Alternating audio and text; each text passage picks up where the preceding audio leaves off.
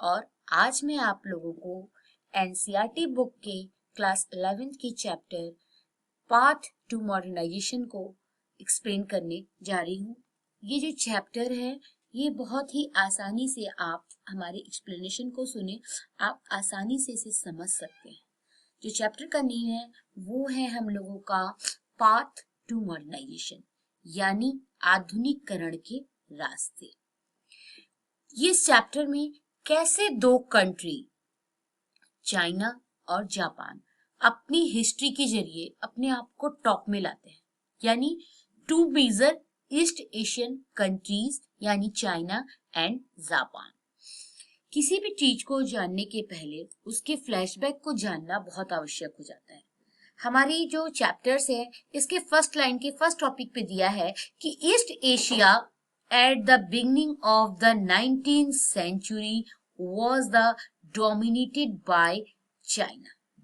यानी क्या कहा जा रहा है कि 19वीं सदी के दौरान जो हमारा चाइना है वो बुरी तरह से डोमिनेट अपना कर चुका था, यानी अपना प्रभुत्व बना चुका था।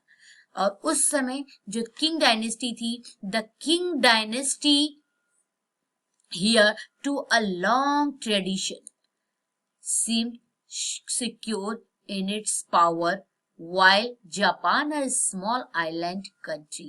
यहाँ क्या कहा जा रहा है कि उस समय वहां पर किंग डायनेस्टी का शासन था और किंग डायनेस्टी वहां पर यानी रूल कर रही थी, और वही दूसरी तरफ जापान जो एक छोटा सा आइलैंड है वो क्या कर रहा है, यहाँ पर वो पूरी तरह से वो seem to be in isolation, वो अपने आप को पूरी तरह से आइसोलेट करके रखा है। आइसोलेट का मतलब है बच्चों कि वो अपने आप को पूरी तरह से लॉक किया हुआ है, किसी भी कंपनी के साथ उसका कोई भी लेन देन नहीं है।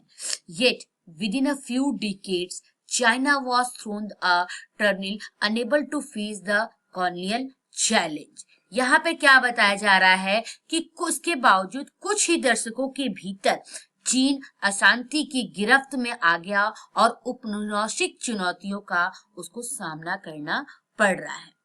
इसके बाद जो लाइन दिया है, the imperial government lost political control was unable to reform effectively and country was concluded by civil war.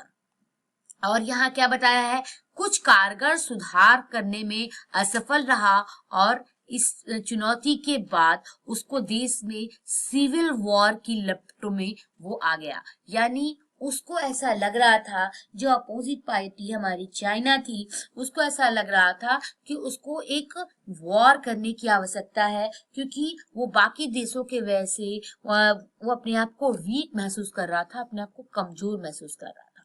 और उसी के जस्ट अपोजिट में Japan on other hand was successfully is building a modern nation state and creating an industrial economy, even establishing a colonial empire by incorporating Taiwan and Korea। इसी तरह जो Japan है वो अपने आप को मॉडर्न करने में लगा है, यानी अपने आप को डेवलप करने में लगा है, और वो धीरे धीरे अपने आसपास के स्टेट को कंसर्न कर रहा था, like Taiwan and Korea and China and Russia. उसके बाद है कि यहाँ पर जो हम लोग ये जान रहे हैं कि जो चाइनीज है, the Chinese reacted to a slowly faced even the difficulties as they sought to redefine their tradition to cope with modern world। यहाँ पे क्या बताया जा रहा है कि जो चाइना है उसकी जो प्रतिक्रिया है वो धीमी हो रही है और उसके सामने अनेक कई प्रकार की कठिनाइयां आई हैं। आधुनिक दुनिया का सामना करने के लिए उन्हें अपनी परंपराओं को पुनः फिर से परिभाषित करना होगा और साथ ही साथ अपनी राष्ट्र की शक्ति का भी निर्माण करना होगा। और जापान के साथ जो दिया हुआ है ये western and from the western and Japanese control they found they could achieve the both objective and removing inequality for rebuilding their countries country through revolution।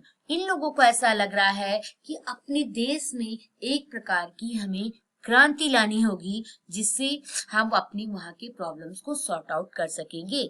उसके बाद फिर हमें यहाँ समझाया जा रहा है, however by the end of 1970 Chinese leader failed the ideological system।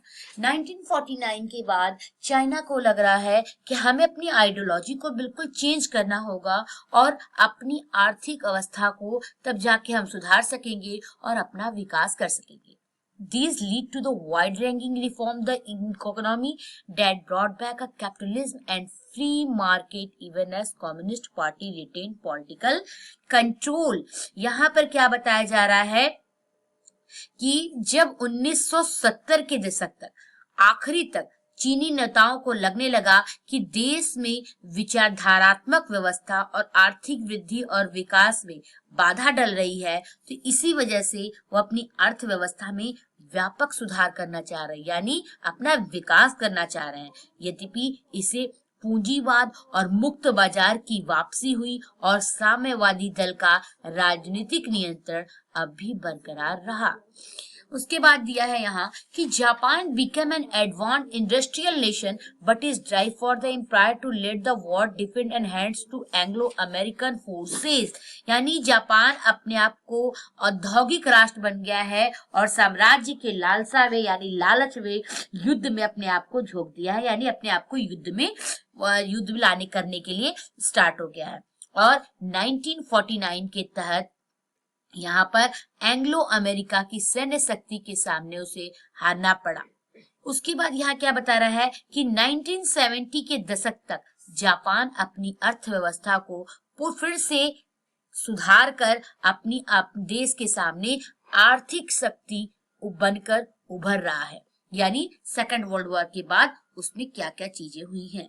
I hope so कि ये टॉपिक आप लोगों को समझ में आ गई होगी और इसमें कुछ चीजें ऐसी हैं जो राष्ट्रवाद को समझाती हैं। मैं इसको आपको नेक्स्ट टॉपिक में समझाऊंगी।